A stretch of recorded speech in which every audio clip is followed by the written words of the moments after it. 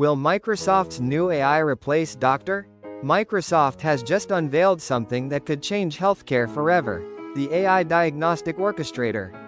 This tool simulates a panel of virtual AI doctors that debate and collaborate to diagnose complex medical cases, with up to 85% accuracy, compared to 20% by unaided doctors.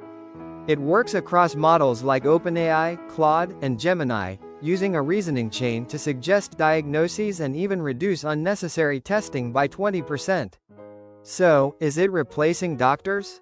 Not yet. Microsoft says it's built to support, not substitute, clinicians, helping improve speed, accuracy, and decision-making.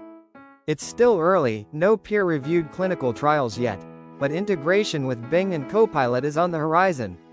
For now, healthcare workers should watch closely. This might just be the future of diagnosis, and it's coming fast. For more, visit healthworkersblog.com.